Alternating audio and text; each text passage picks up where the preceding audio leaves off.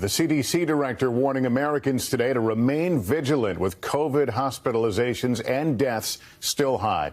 And health officials are now watching a new version of Omicron as more reinfections than ever are reported. Here's Gabe Gutierrez.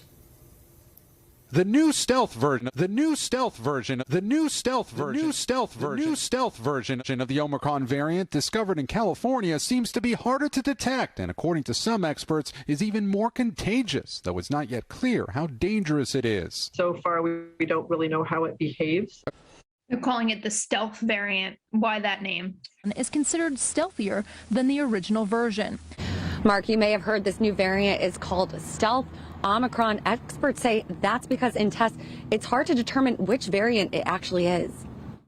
So this is being referred to as stealth Omicron. That sounds a little bit frightening. Why is it being called that?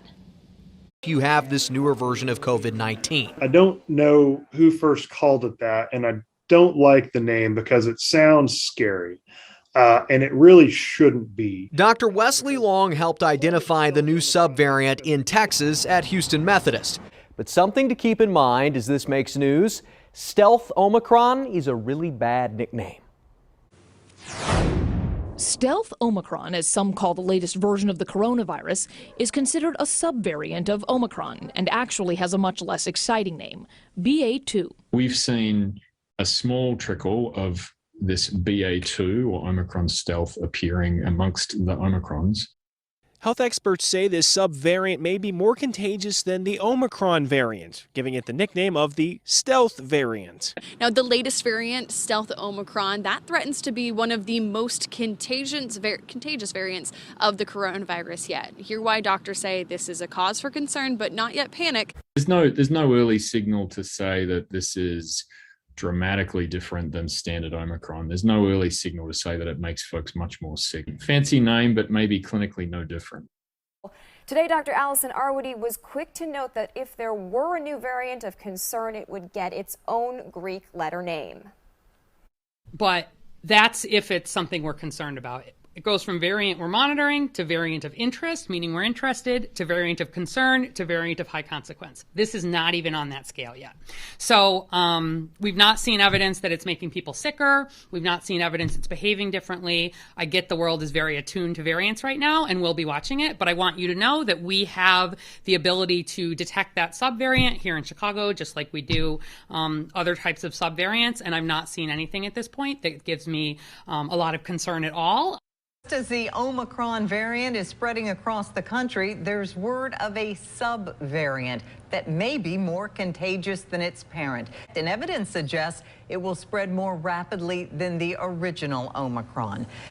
A new and potentially, would you believe it, more transmissible variant of Omicron is becoming dominant in parts of Europe. It's raising concerns it could extend our current wave of infections.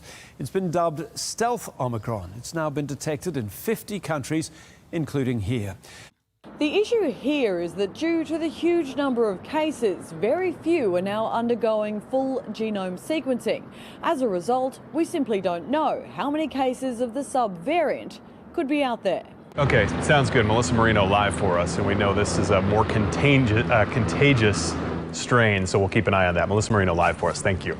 So, I think at this point, there isn't any data to suggest that this particular subvariant is more dangerous, more infectious than the previous Omicron lineage. In fact, it's very similar in a lot of ways. So cases of something called the stealth Omicron variant have been found in Houston. Doctors say it may be even more contagious than the regular Omicron variant. Now, it is important to note here, though, that the World Health Organization has not classified this new subvariant as a variant of concern or even a variant of interest at this point. They're calling it the stealth variant. Why that name? They're giving it the name the stealth variant because it's really, really easily transmissible. She explains both versions of Omicron are mild. Let's bring in Professor Tobias Kurth. He's an epidemiologist and works at the Charité Hospital in Berlin. Hello, sir. So we are already struggling to deal with Omicron, and now there's a stealth version of it. How dangerous is this subvariant? It's difficult to say at this moment. We're waiting for data to really judge how transmissible this virus is, this new variant is, and how severely people get infected. Really, how concerned should we be, though? I think we shouldn't be more concerned than we were before.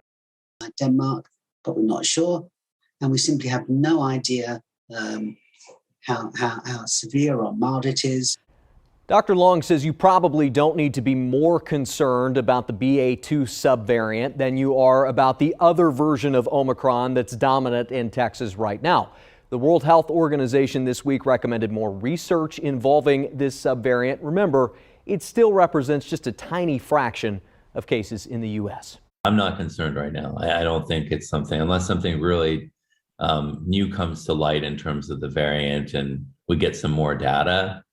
We really don't need to jump to conclusions right now.